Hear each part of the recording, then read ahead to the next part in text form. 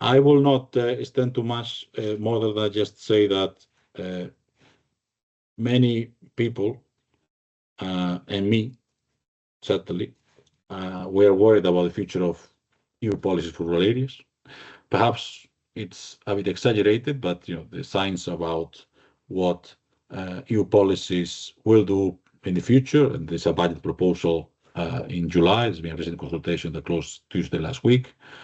There's certain concern about whether the policies that we have at the moment are really delivering. And one of the issues that we need to question ourselves is whether the policies we got do deliver, but also what is this we're trying to achieve. And economic resilience, and that's something that is in the big in the European agenda, is something that we should also need to understand in the rural context, and that's precisely what sometimes we fail to understand, because either we found it like the data, or we found the methodology and the tools to try to understand it, both the concept and actually how that actually can be translated into practice. And that is why I am glad to, and I will give the floor to my colleague Merve, who is the project manager from ADL in this project, to give the floor to Carlos, Michaela, and Poonam, and all the other colleagues, thanking them for their contributions. We'll speak later in the debate. So without further ado, Merve, floor is yours.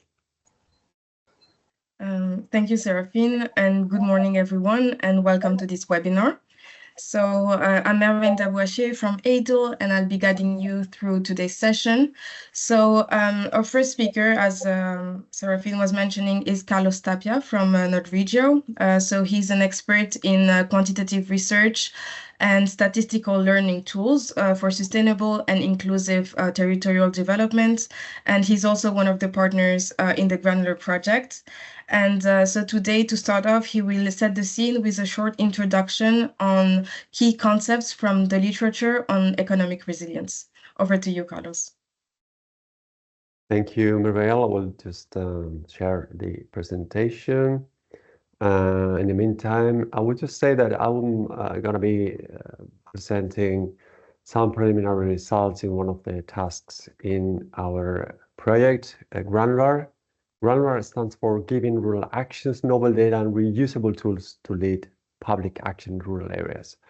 And one of the work packages in that project is called Development of Tools and Indicators to Characterize Rural Diversity. And that's the work package number 4, which is the one we are leading.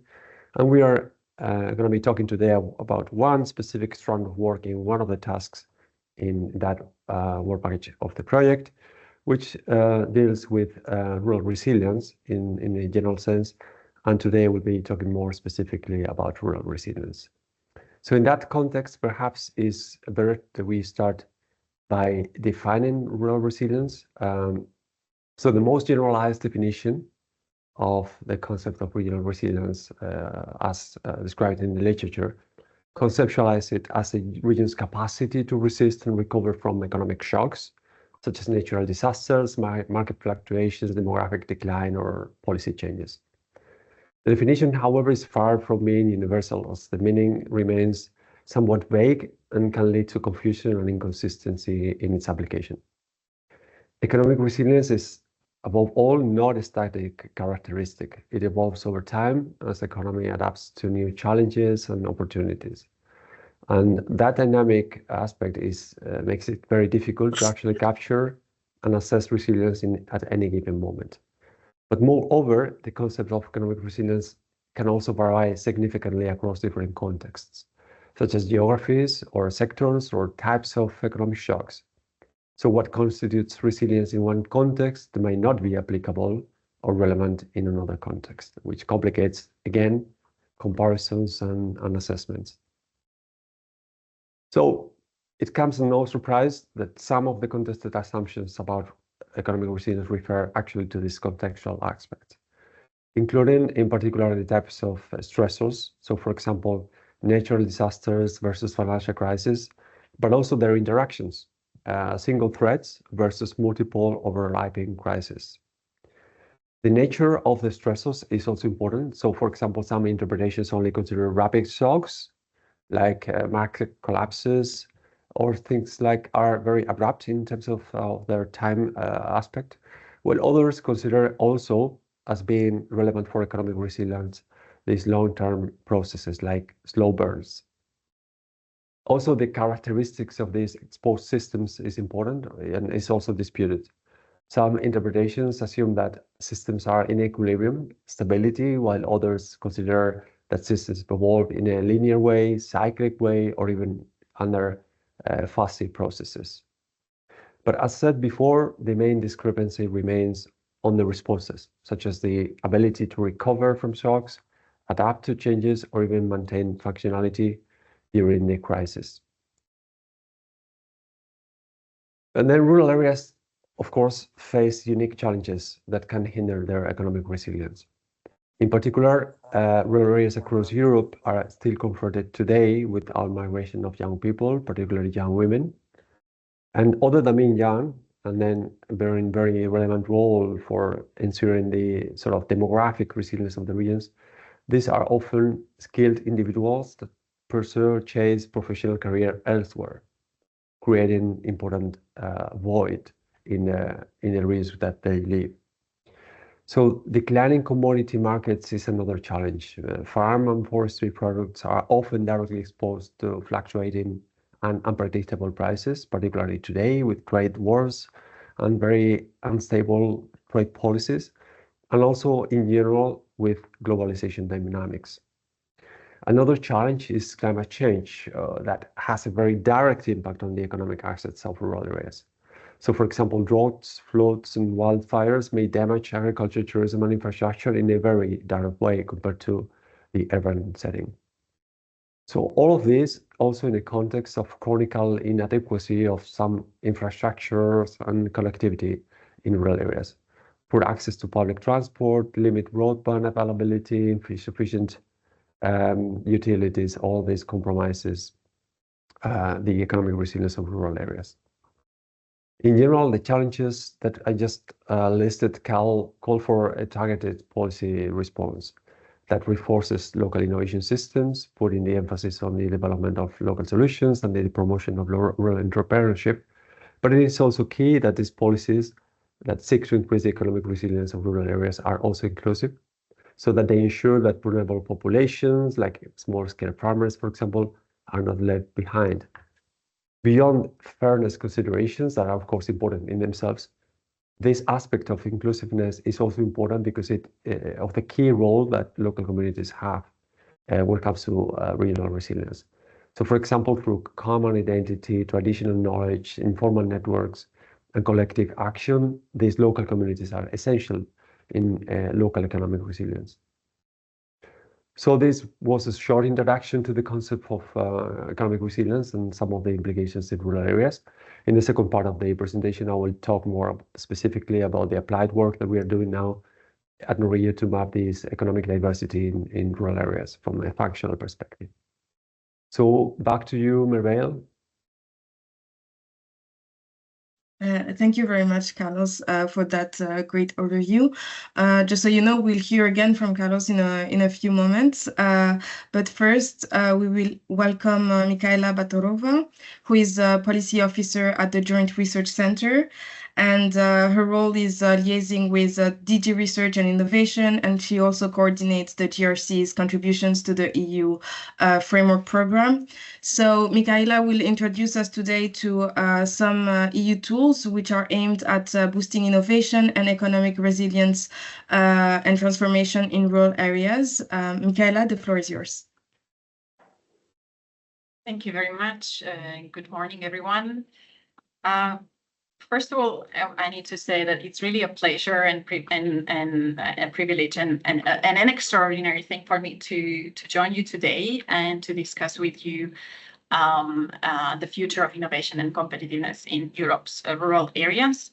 And I say that it's extraordinary because I usually don't do this kind of presentation or keynote speeches in my daily job because my role is really to act as a bridge between the policy and science, where my activities are mainly focused on following the policy developments in the Directorate General of Research and Innovation. and at the same time follow the scientific activities of our different scientific directorates in the Joint Research Center. And then I try to channel the relevant scientific evidence for policymaking purposes.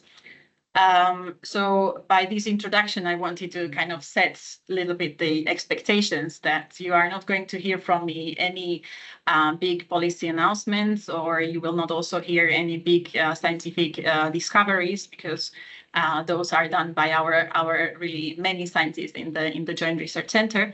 But at the same time, I believe that I can bring some food for thought on how I see the Europeans' strategy for competitiveness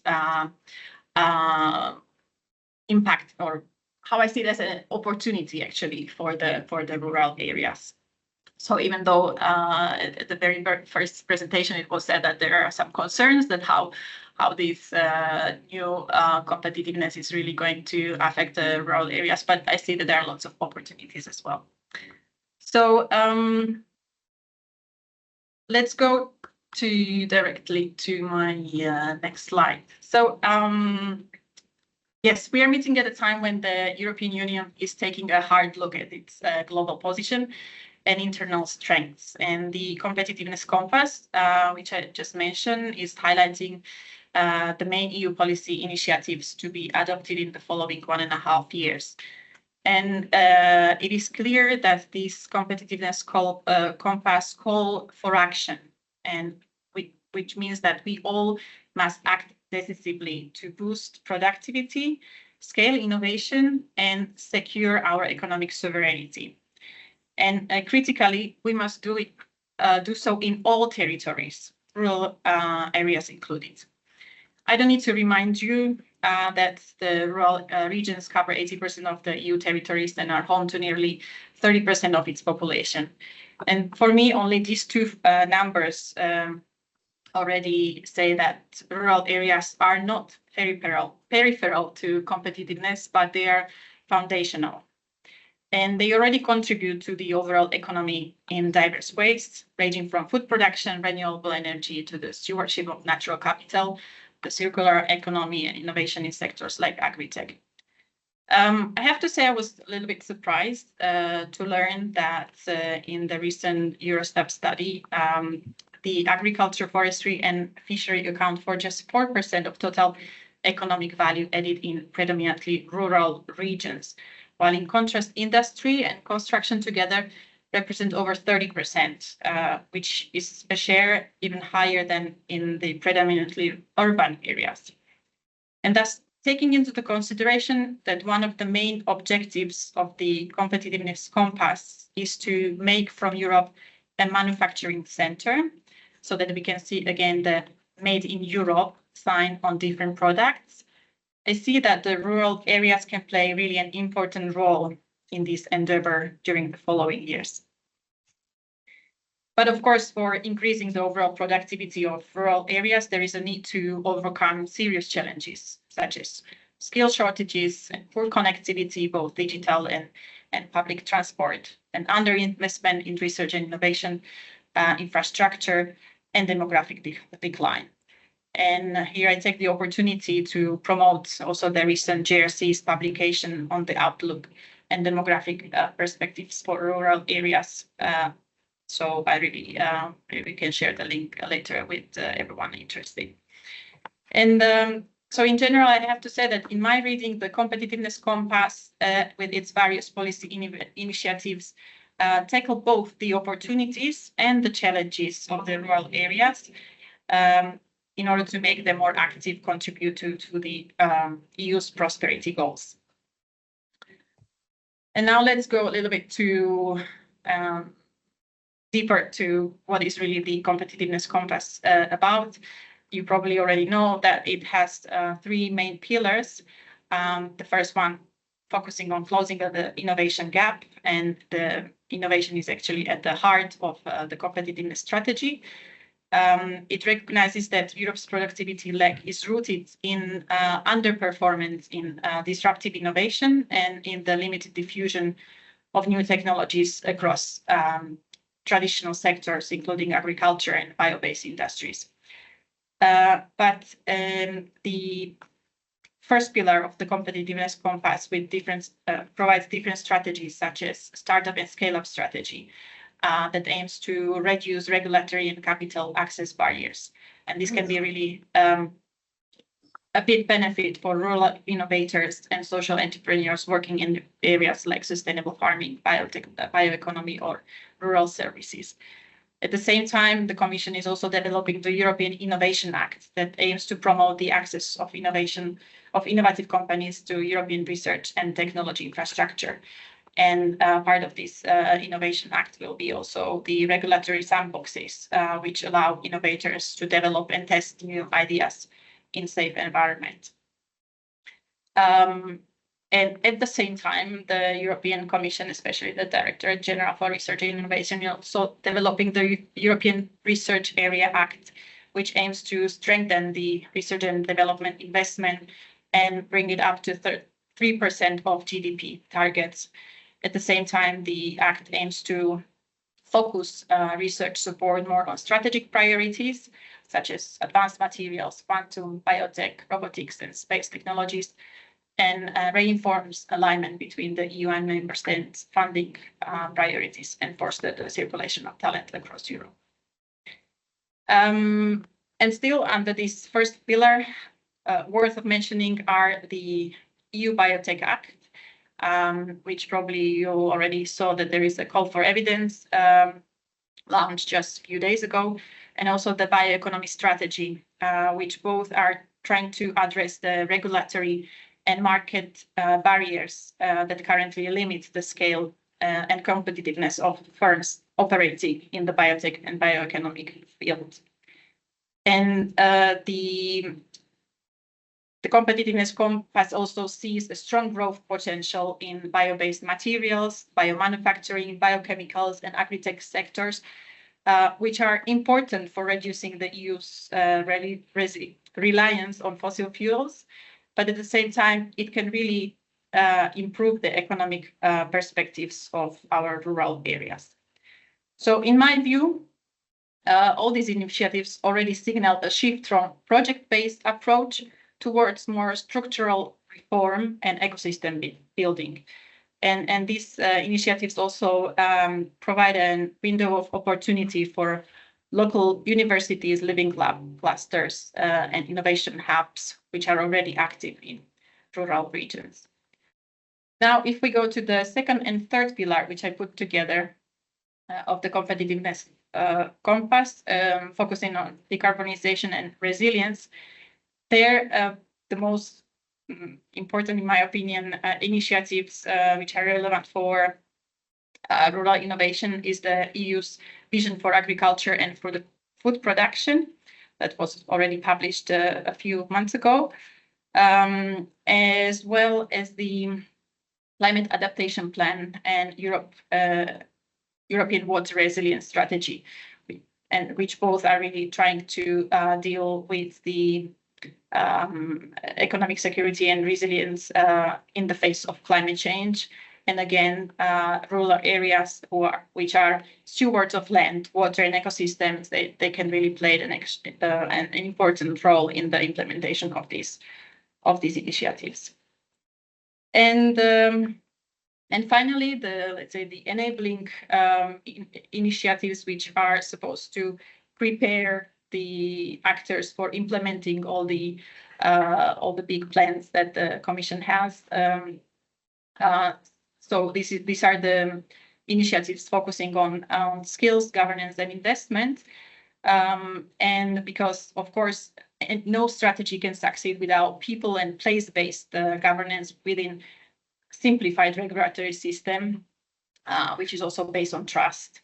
And in my reading, there is a tendency towards really making sure that the future of the future Commission's initiatives are supposed to be simpler and to the extent possible inclusive and really based on trust.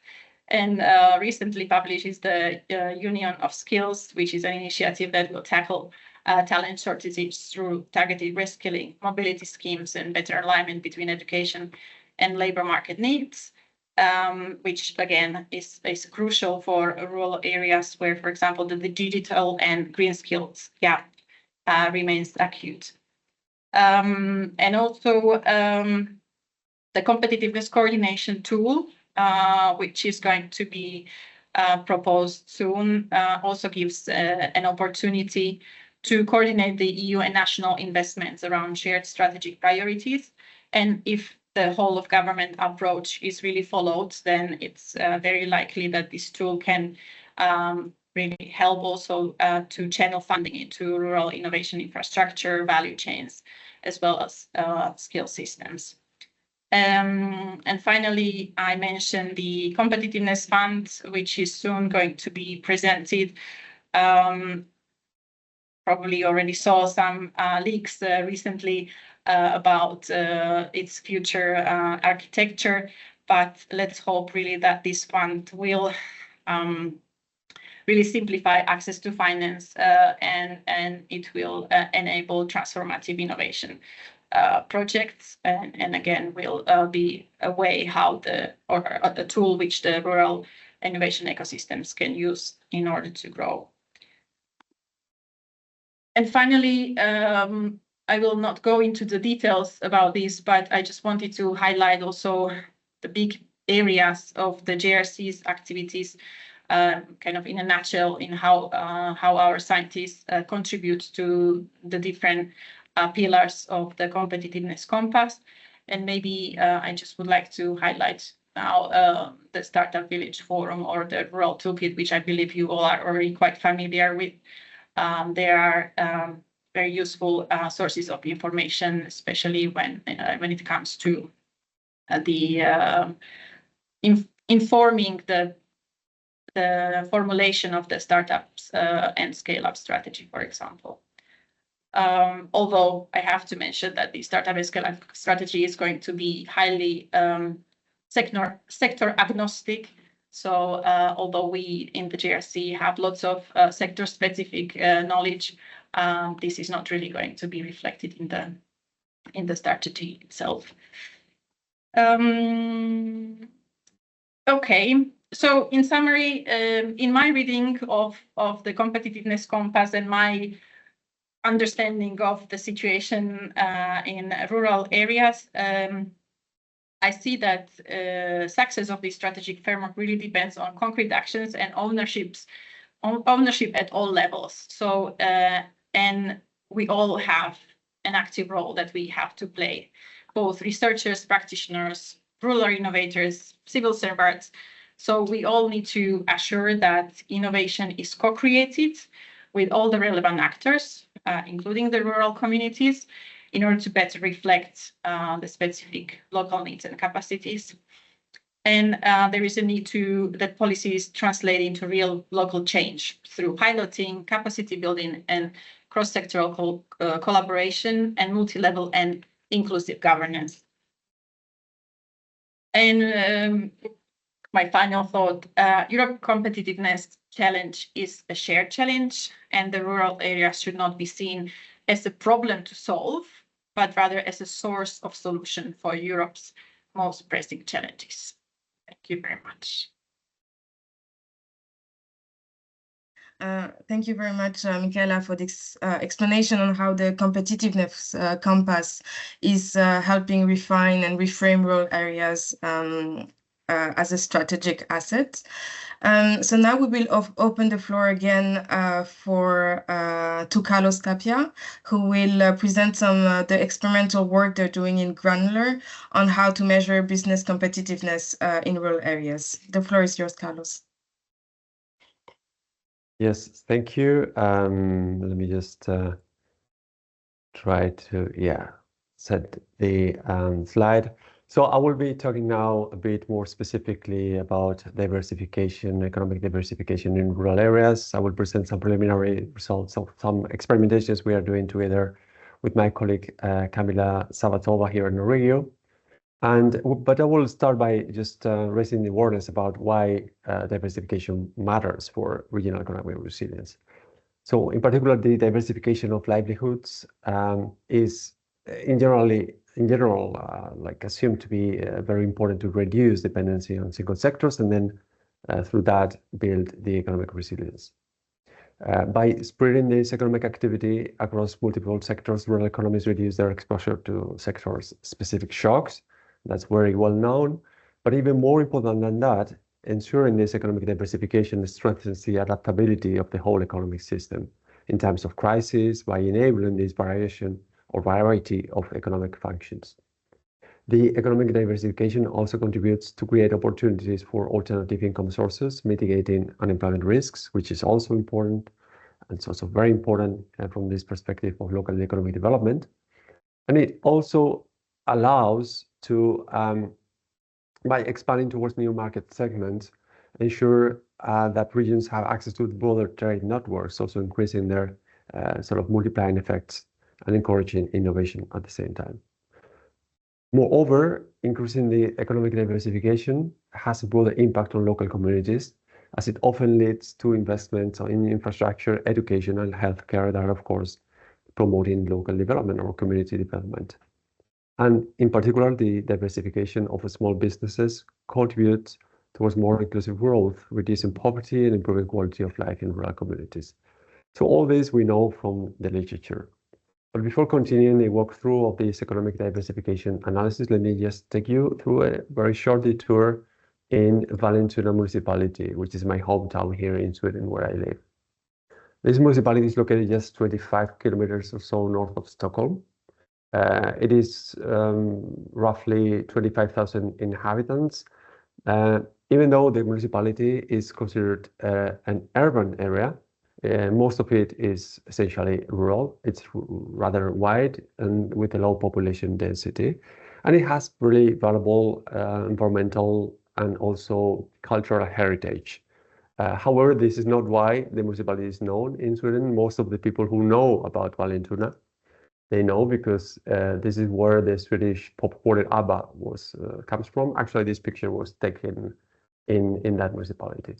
But let me bring you back to reality, to the town center of this municipality, which is what you see on the screen. And there we, until very recently, had two big supermarkets, one located opposite to the other. But very recently, one of these two went out of business.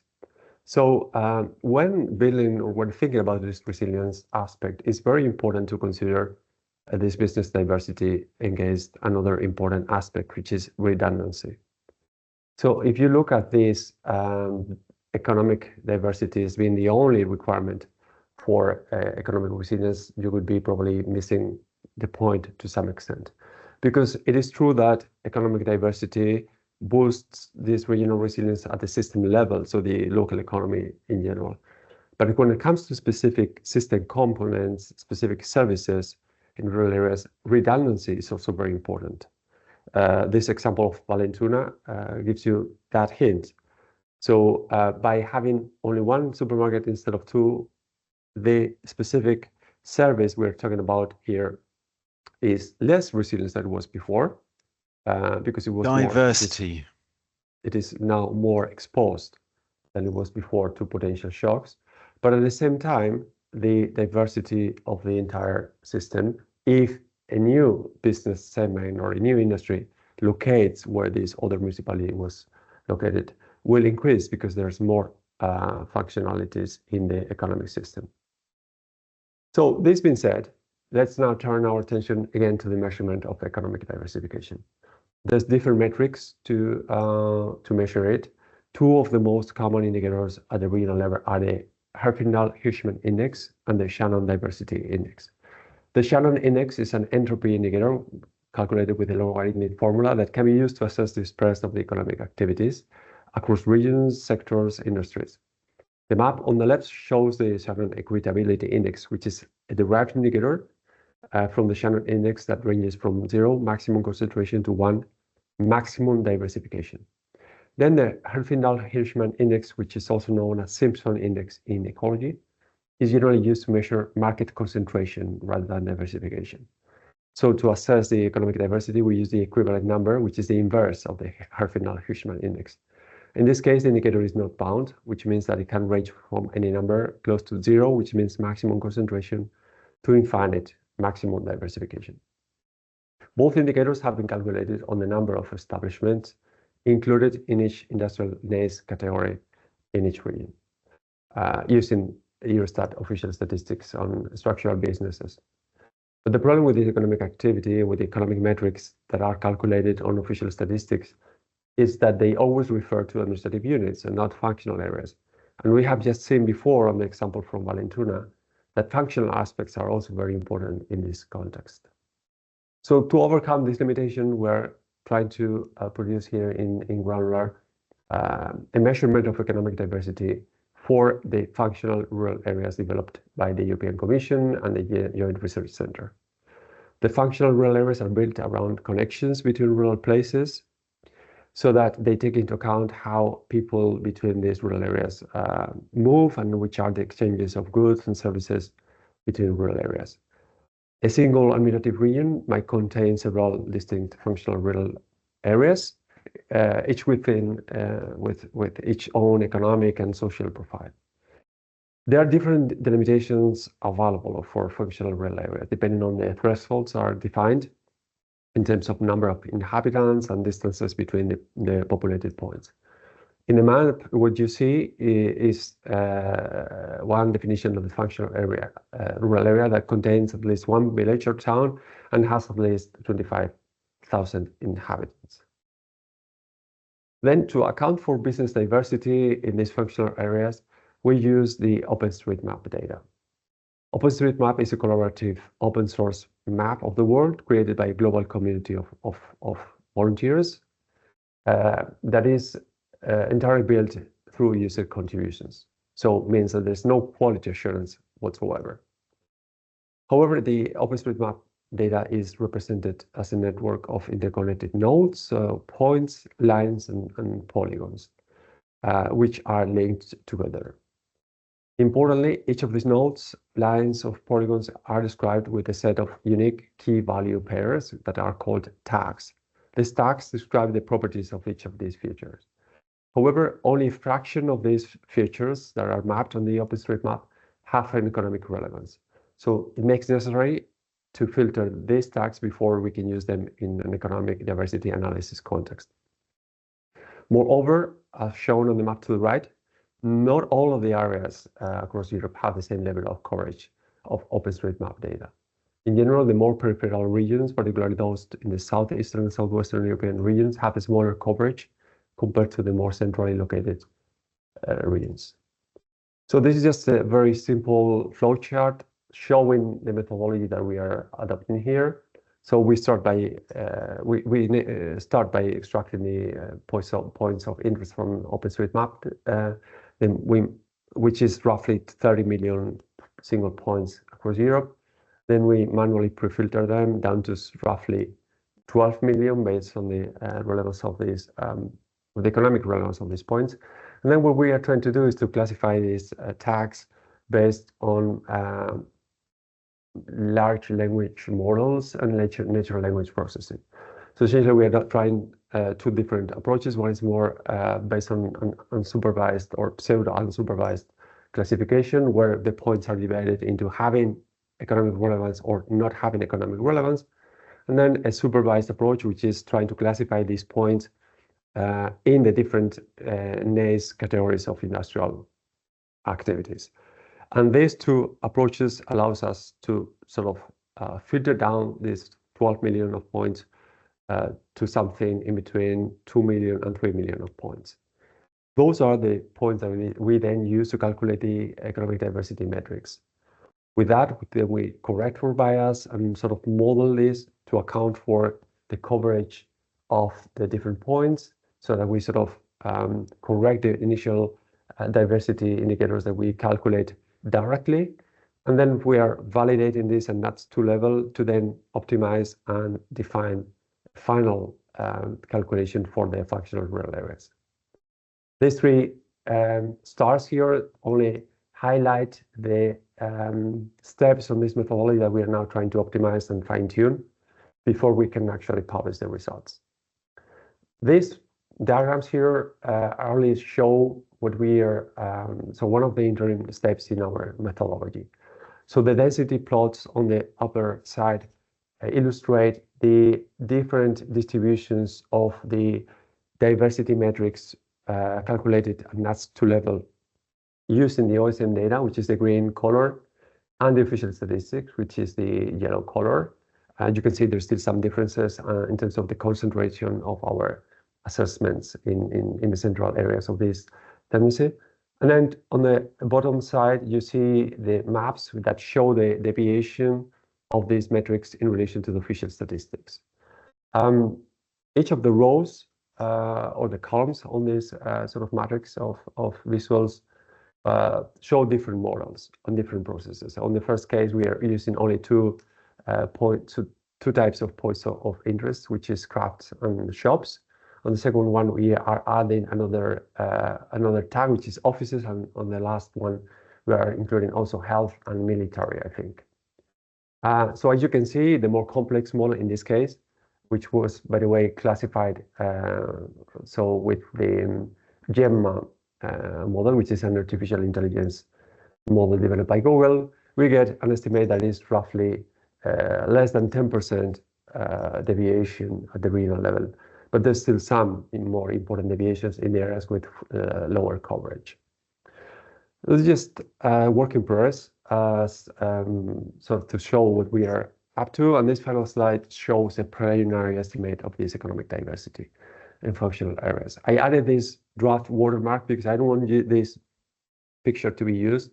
So it is still a work in progress. The model has not been yet optimized, and we're not yet there when it comes to the final results. However, I will try to sort of summarize the learnings so far in this process. The first maybe message is that moving beyond traditional agriculture and forestry industries is important for increasing the resilience of rural economies. And the presentation by Michaela before also highlights this relevance, in particular when it comes to the industrial sort of component, which is very important in rural areas across Europe. However, when it comes to assessing the resilience of specific components of or functionalities of the system, redundancy of services in particular is also important. In general, what we see is that data limitations prevent this analysis of the economic diversification at a functional level, which is probably the right level to analyze this. And in this context, the OpenStreetMap data is a great resource, but coverage is uneven, and it also requires substantial cleaning and optimization before it can be actually used in a production scenario. Some of the artificial intelligence models that we are now testing to classify text are very well practical way to actually automatically classify text that would be impossible to do manually, because we are talking about a very large number of points. The methodology that we are using overall shows promising results in our validation tests, with in many cases less than 10% deviation with the final values with the official statistics, but still more work is required to further increase the accuracy and also to optimize and streamline the process. So this is all from my side. Thank you for your attention, and I'm happy to answer any questions also via email if you have any on this methodology and of our preliminary results. Back to you. Thank you very much, Carlos, for this great presentation. Yeah, and just mention to the attendees, if you have any questions, we will have a moment to ask questions to all the speakers after the last presentation. So don't worry about that. And so finally, we will welcome Poonam Pandey, who is a researcher at the University of Vigo, and her work focuses on science and technology development and innovation studies. And today she's here representing the Serigo project. And in the project, her work explore alternative economic models and how they respond to social and environmental challenges in rural areas. Over to you, Poonam.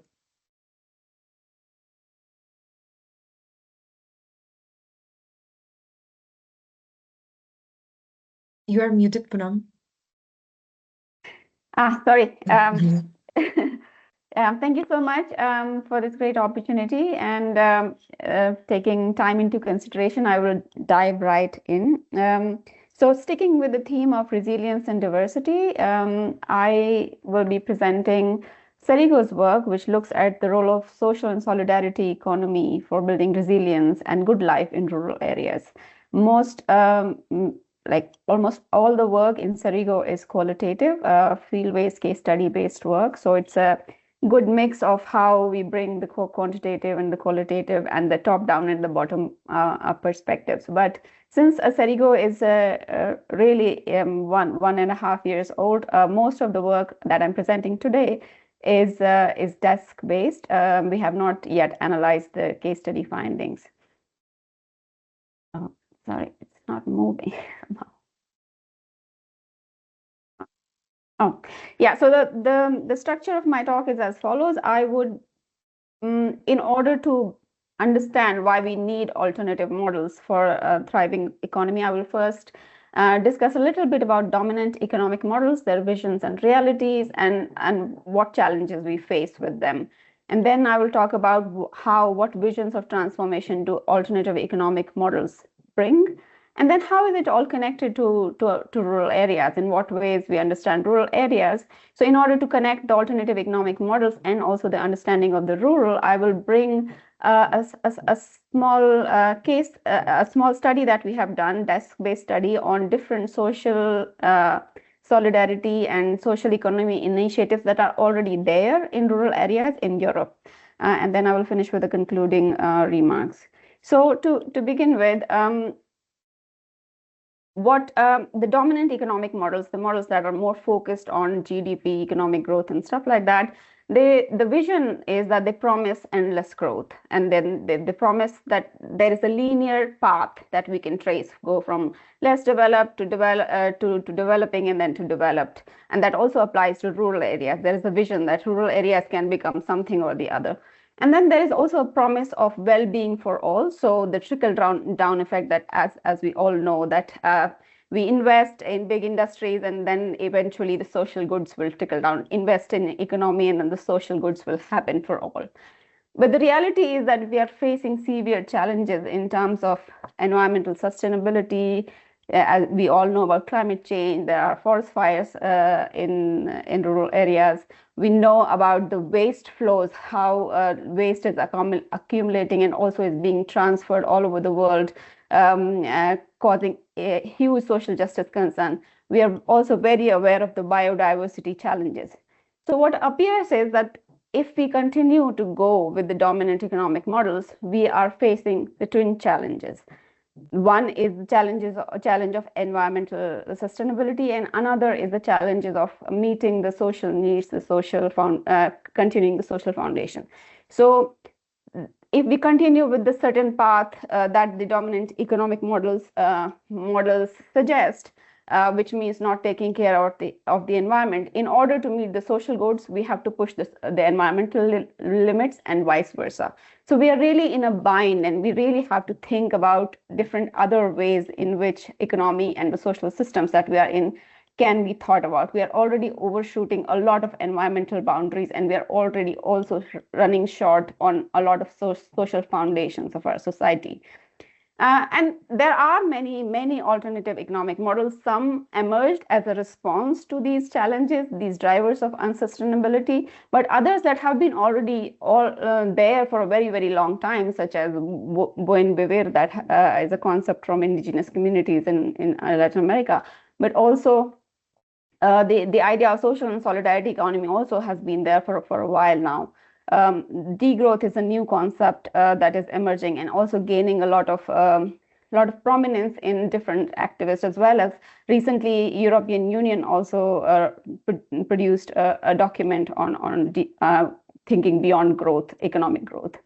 So if we look at the different alternative economic models, for example, like I said, buen vivir emerged against extractive practices of the industries, and it emphasizes on solidarity for good life.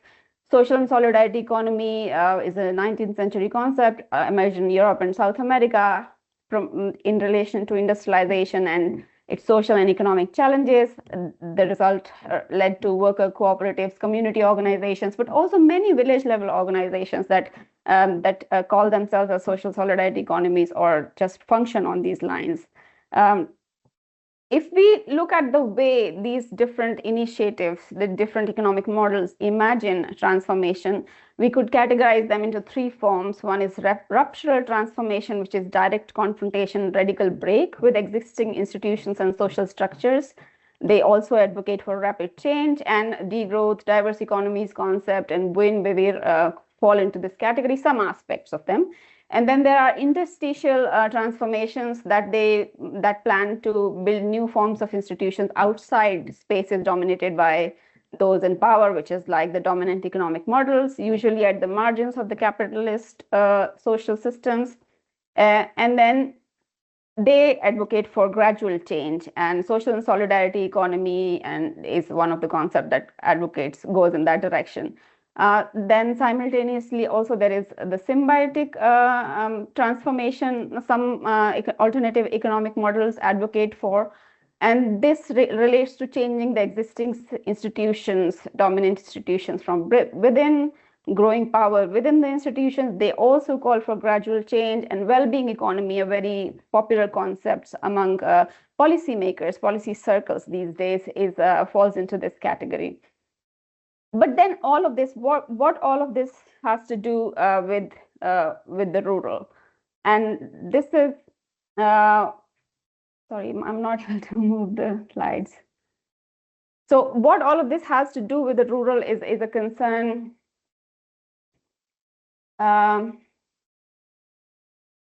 sorry. No worries. Yeah, Somehow I'm not able to move the slides. Yeah, don't worry. We will start sharing from our side. Yeah, I will. Okay. Or I can try again. I can share one moment. Yeah. Yeah. Can you please move? Yes. To the next. Here? Yes. So yes, thank you. Yeah. So yeah, this is what. No, not the previous one. Sorry. Yes. So different studies have presented rural as like sites of crisis. For example, as we have all heard today, rural depopulation, aging, problems related to job opportunities, biodiversity loss. But rural is also a site of contestation. We have heard in Galicia, for example, there is a huge contestation between deforestation, but also between monoculture forestry. There is a huge contestation around wind farms. That it is also a site of contestation where also people negotiate what it means to be rural, what is the rural identity. But then many studies have also called it as a site of hope for caring for human and animal relationships. So it's not just an abandoned place, it's not just a vacant place, it's not just a site of crisis, but many new things and also many support systems that it provides to the urban and other geographies. So there are different ways to imagine rural. What we have done in this study that we did, we're gonna please move to the next.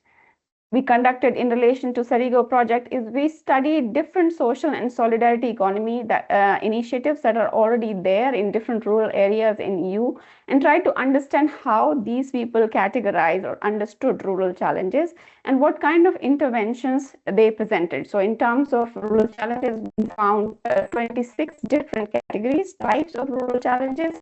And then in terms of intervention, we found 20 different types of rural of interventions that the social and solidarity economy initiatives presented. Can we move to the next, please? So when we look at the understanding of the rural, all the challenges that these initiatives did fall into the categories of crisis and contestation. So they talked about lack of infrastructures, opportunities, and care networks as crisis situations. They also talked about exploitation by agri-food businesses, agri-food multinationals as a site of contestation. And along both sides, contestations and crisis comes together in defining what rural identity and dignity really means. In terms of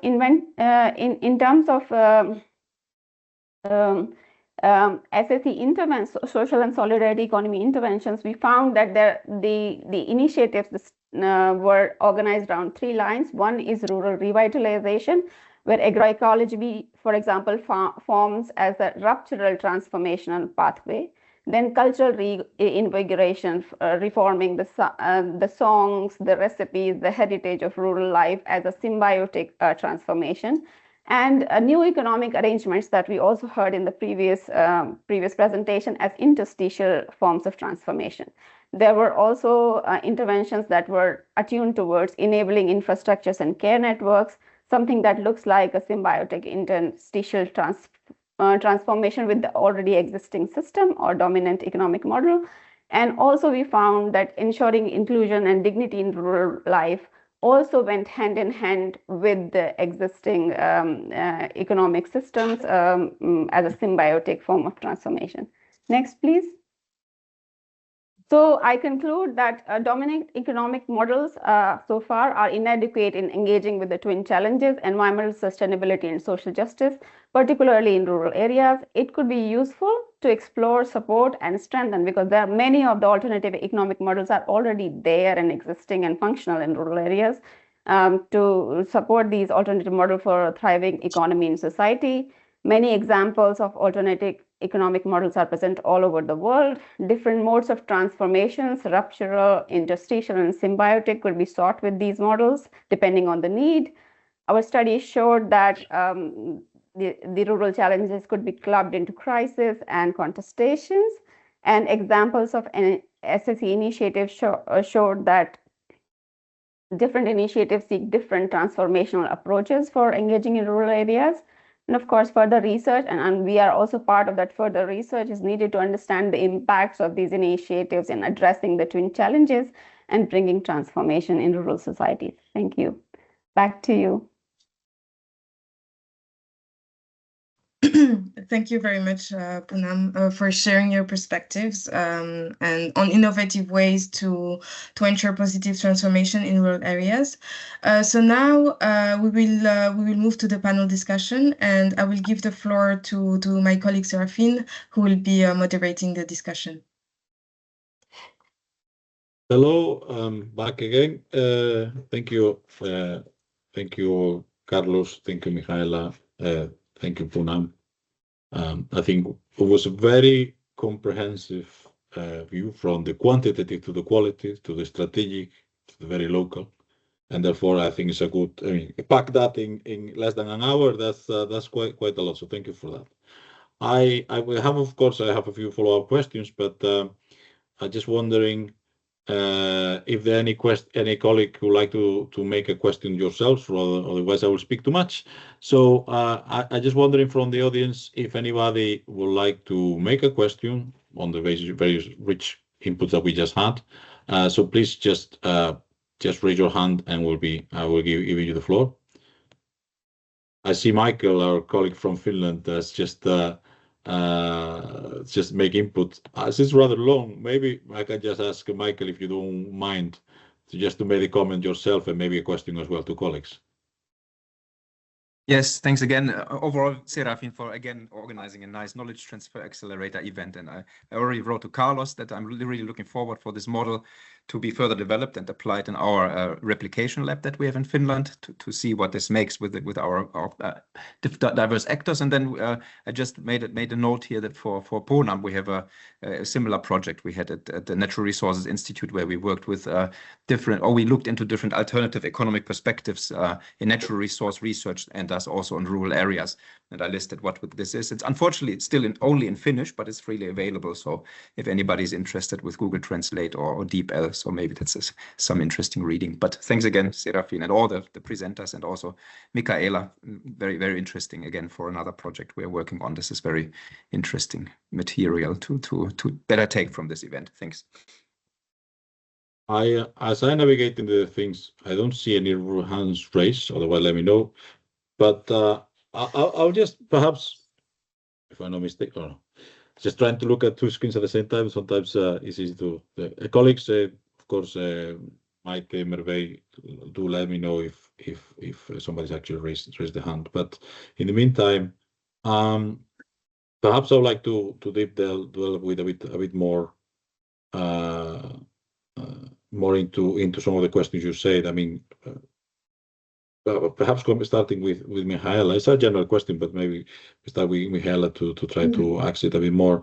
I mean, as you saw, Mihaela, I mentioned earlier that there's a certain concern, but it's normal. The local development practitioners, we tend to be concerned when there's a big policy change, and we expect, as you really highlight, there's going to be big policy change coming our way. So in your case, I mean, what do you think would be just trying to summarize a bit, narrowing a bit further your presentation, what do you think would be perhaps the most important EU-level policies that could actually help rural business in rural areas compared to what we have at the moment? I mean, because you mentioned about the competitive compass, but is it really, I mean, just trying to play here devil's advocate, but is it really thinking for rural areas? Why? Because there's not that much reference in the compass about rural areas. So, perhaps I think it's an useful comment to make, because many people think the same, and it's normal because people don't like to sometimes challenge what the status quo is. And one of the things we are doing with this seminar is trying to say, okay, are we doing things right, and are we doing things differently? Anyway, you want to perhaps elaborate further your comment on the EU policies that would be perhaps helpful. Thank you very much, Serafin, for this question. Well, indeed, the competitiveness compass per se is really not speaking that much about rural areas. If I remember well, I saw maybe 2 specific references on rural areas. But at the same time, there are many specific policy initiatives which do have rural areas in their objectives. So which will really try to make sure that the rural areas also contribute to the overall objectives of the Europe's competitiveness, or at least that they are better prepared for transformative change, which is really needed in Europe. So a very specific one. Well, I'm sure that the startup and scale-up strategy is one of the tools which can be really useful for innovative rural areas, because ideally it will really unlock the opportunities for getting access to capital, and also there are some ideas that there is a need to improve the farmers' entrepreneurship. So in order to really make them a little bit more better skilled for innovating in their work, then let's hope that the competitiveness fund, which is supposed to be let's say a mega fund putting together different programs, will be really as flexible as it is aimed to be, and as accessible as it is supposed to be for also rural actors to get more resources for performing their innovative ideas. And what else I will mention? And then, yes, I think that also this bioeconomy and bioeconomy strategy and biotech act might be really good policies to follow in order to explore the potential which can be then used in the rural areas. Indeed, I agree. I mean, and as I say, I mean, that sometimes particularly people working in local development, tend to have like a certain idea, well, these are these programs, policies, and they just only look into marginal improvements over time. And perhaps what's been now is, okay, there's a new framework. This is determined also by global circumstances, and we need to better understand what it actually means, these new opportunities, these new instruments for rural development. So I completely agree with you. I don't know if, before we get into more specific questions for your own presentations, whether appreciating that your level of understanding or experience on EU policies is different, whether both Carlos and Poonam might also like to comment on what is the specific policies, EU policies, or the domestic relation to EU policies that you think can actually help rural businesses and rural areas to become more resilient? I mean, you have any particular view on that? Is that in a way complementing what Michaela mentioned before we get into some specific questions on your presentation? Free question if you want to comment. Yeah.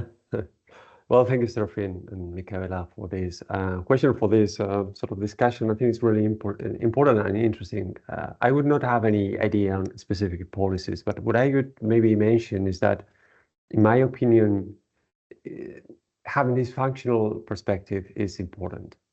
So trying to see how we can actually develop policies that are more responsive to actual functional regions than to actually administrative regions, and how, because that's how the economies work eventually. They work on a functional level, they don't work on an administrative level. And it's important that we, with the policies that we design, are able to sort of also reach that level where, you know, the policies target specific industries, specific sectors, specific value chains that go even beyond administrative sort of divisions. I know that this is very challenging. I always tell this anecdote. When 20 years ago, when I was working as data analyst, essentially, in the Ministry of Economy in Italy, I was asked by a general director to prepare some sort of, to compile some data and prepare some maps and slides for a presentation on how much funds were transferred to one specific region in Italy during that programming period. And this specific person who was sort of releasing that presentation came from that region. So he was really proud to show that the amount of funding that was channeled to that region during that time was like maybe twice as much as during the previous programming period. And he brought that with a lot of, you know, proud to that presentation. But he didn't say anything about the impact of that funding, which was essentially similar to the previous programming period. So the efficiency of the whole investment was even decreased even that time. So I think these kind of things are really important, because what eventually makes a difference is the efficiency of these investments and these policies, not how much effort goes where. Eventually, that is not going to be meaningful in the long run. Yeah, I know it's very easy to say, more complicated to implement on a real policy setting, but that's my take on that. Or as I tend to say, nuts is nuts. Sorry, Puna, go on. No, I just wanted to add to Carlos' idea that when you do social impact assessment and try to understand, also try to sort of quantify or try to find out what efficiency means for whom and in what ways, it becomes a very, very complicated process. And then there are also abstractions and choices that people have to make. And who makes these choices, on what basis, is also very important to consider.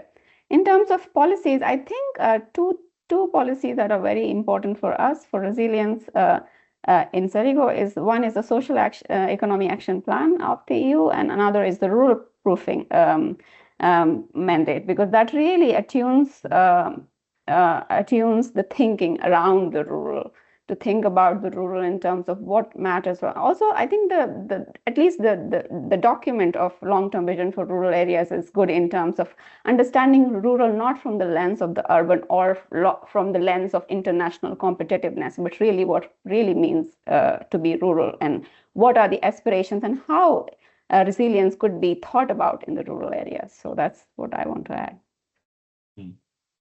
Yeah, I mean that's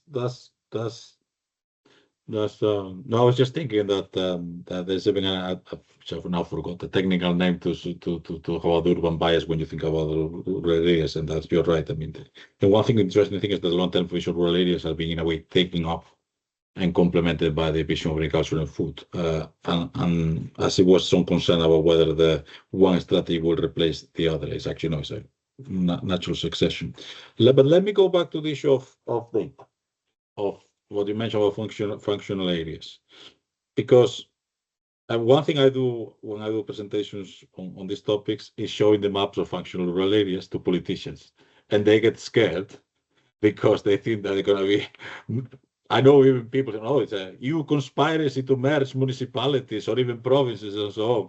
People is, and of course the people in JRC who do that, like Louis Dijkstra and companies, this is a way of understanding where people live, how people move around, and how services can be articulated, and sometimes identifying gaps in services. You see areas of Spain, and you big areas, the whole area, it only has one hospital. These are the sort of things. But my question is for Carlos, but in reality for all three of you, how realistic you think is that we can actually move to a functional area approach to identify not just basic services, but also economic resilience? Would enough if we can, for instance, in terms of EU policies, EU funds, we perhaps introduce a requirement that when you do the programs, you should actually think into functional area approaches. My question is that I think it's very unlikely that we can move into a functional area approach to actually as a main policy thing, but at least you could have actually as a condition or as a requirement that you need to do in terms of actually developing a program. What's your view on that? You see, you're in the middle of actually working with the concept. How realistic do you think actually we can actually translate into policy? Because at the moment we got a map, but the map is not mostly used for policies, for policy making. What's your take on how realistic it is to actually make that more into the policy frame? Well, that's really a very challenging and tricky question. But it's good that you already sort of gave a possible answer to it, which is very appreciated. I wouldn't know how specifically this could be sort of implemented, but maybe these kind of soft approaches, if I can say that way, that essentially focus first on building and raising awareness around the relevance of this aspect is important, so that we, from a more research perspective, keep making this point that it's important to consider this functional perspective when dealing with policies in rural settings, in particular at scales where the possibility of sort of ensuring this redundancy we were talking about before is limited because of the sort of critical mass that we have there. It becomes essential to have this functional perspective. And we've seen a lot of sort of cooperation at that level between regions across Europe, but also between member states in cross-border regions, for example, where this functional perspective is adopted to actually ensure, for example, the provision of basic services, health and other services to the population on both sides. Another thing that could perhaps be very useful in the midterm is that we sort of promote this idea in a similar way as it has been done with other ideas in terms of rural proofing, gender proofing, climate proofing. Why not functional proofing or something like that? And this is in line with what you were suggesting, Serafin, to have this sort of functional perspective sort of embedded in the policy cycle in a way that at some point, at least, there should be an awareness around this functionality aspect. And maybe in a very more sort of ambitious scenario, it could also be sort of proposed at some point that the way in which reporting is being done in terms of the impact of these policies also adopts this other functional perspective, because until there's no sort of responsiveness to that functional perspective by current policies in terms of evaluating their impact, it will be very unlikely that these policymakers will actually adopt this perspective by default. So this would be sort of a few ideas, but of course, completely. Yeah, I'm benefiting from the fact that we have people, experts here, and trying to bounce ideas we are working on. Because another thing that I completely agree with you. I've done recently some academic research on spatial inequality in a particular area and the link with EU funds and EU policies. And sometimes the data is at the wrong scale. So you can actually not actually say, okay, when money was doing in that scale, but the data is at not 2 levels, so therefore it's difficult to understand whether there actually is being any particular impact. And then there should be, but for that you need to actually do field work because the data is much, and that's one of the things why the granular project exists. But in terms of basic services, but not those services, also in terms of economic resilience, which is the focus of today's discussion. Perhaps, and I don't know, it's just a comment you would like to read or any of you, maybe Punan as well.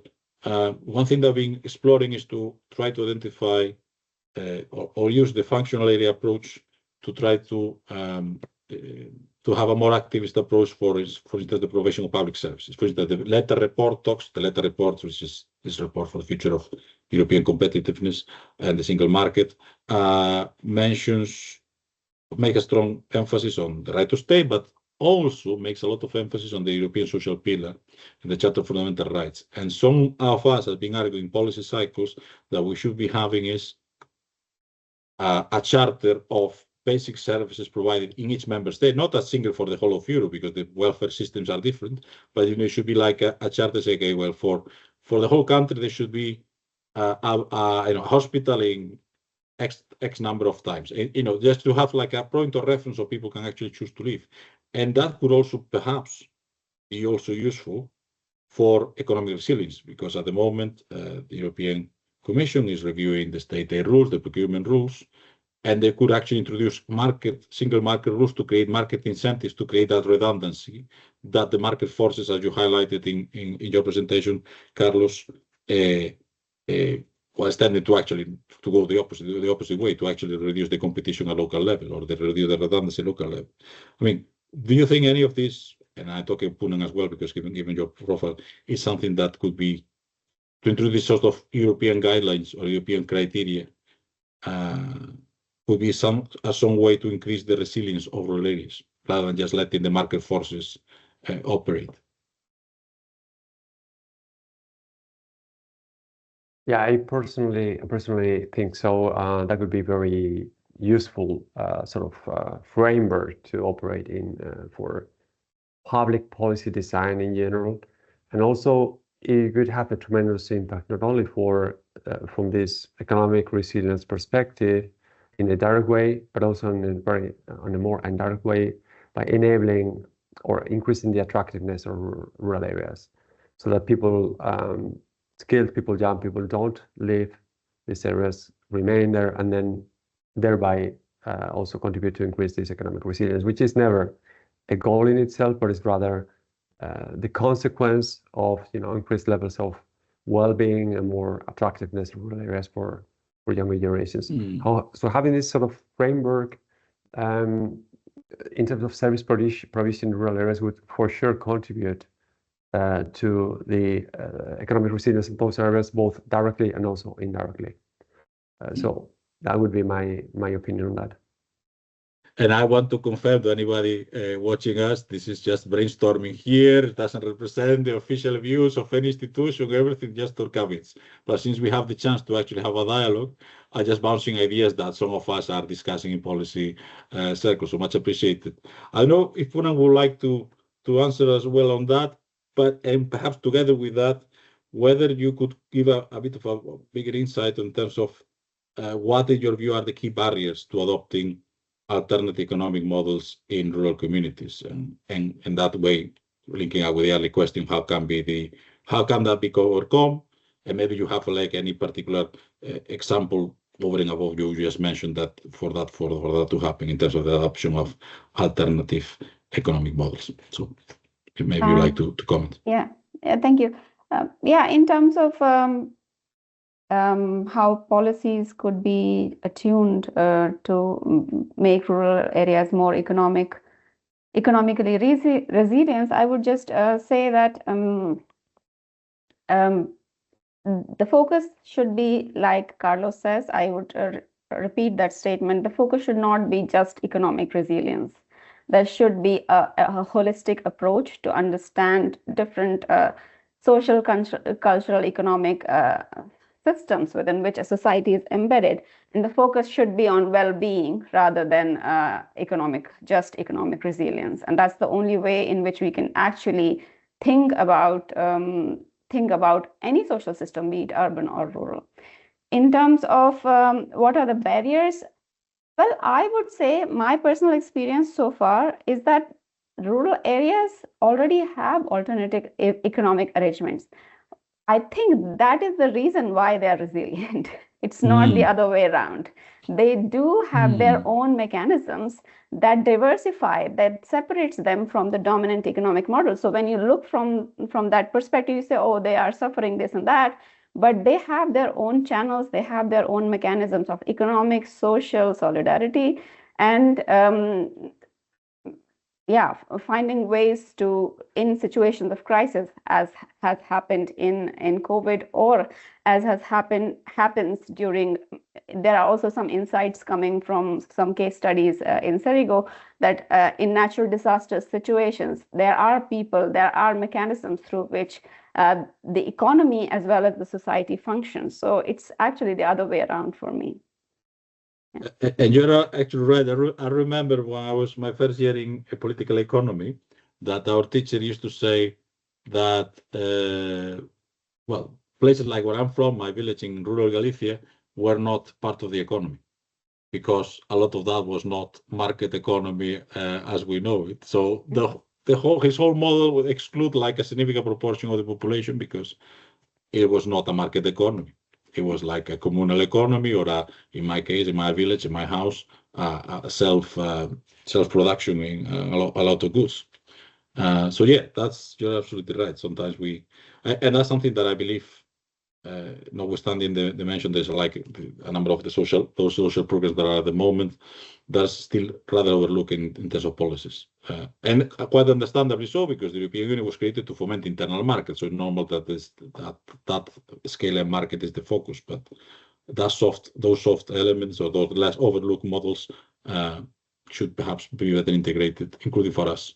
Sorry, Michaela. Sorry, the floor is yours. I was talking too much. No, don't worry. No, it's just that I also somehow would like to really echo what Poonam was saying there, and also in relation to what you asked at the beginning, whether there should be some specific guidelines or new way how the policies should consider the functional areas. But somehow my feeling is that now we try to go towards simplification, deregulation.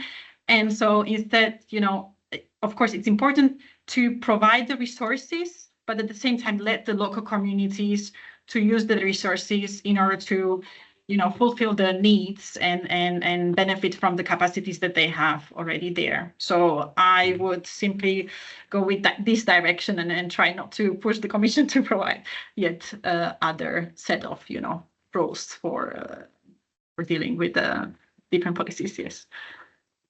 Absolutely. I mean, I was talking about some of the suggestions I did earlier, and also for the point of discussion, didn't necessarily mean the Commission. For instance, there's a lot of these things that can be done domestically in terms of functional areas. For instance, Portugal has sort of a functional area approach because it uses for their own economic policies some of the European classifications.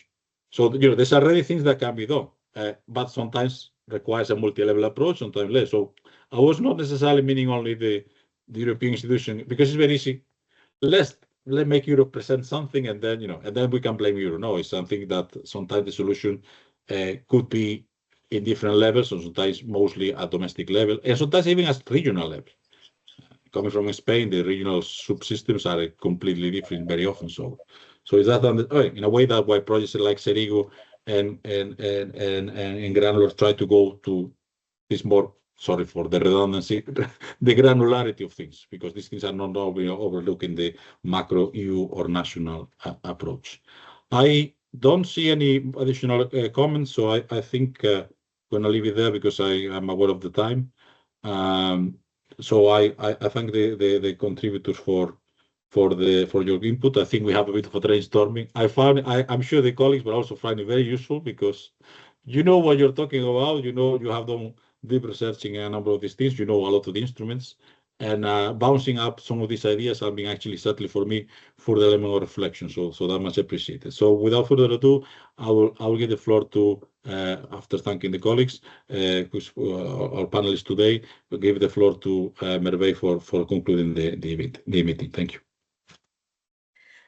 Thank you very much, Serafin, and thank you everyone, and to all the speakers for joining us and for sharing your insights and your research, and for the great discussion that we just had.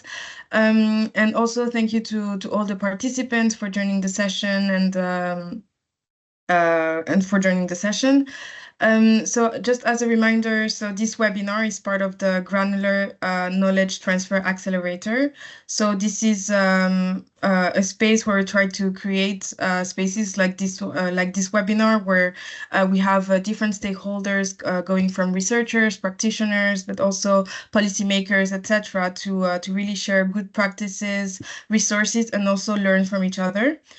So the KTAs are they take place throughout the year. So and we also have a KTA community, and so we really invite you to join the community, to follow up on our updates, and to stay involved, and also to share your insights with other stakeholders who are also interested in this important topic.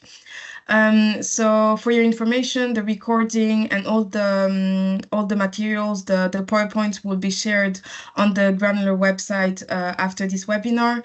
And also stay tuned for the highlight reports that will be published in the coming weeks with the key highlights from today's discussion.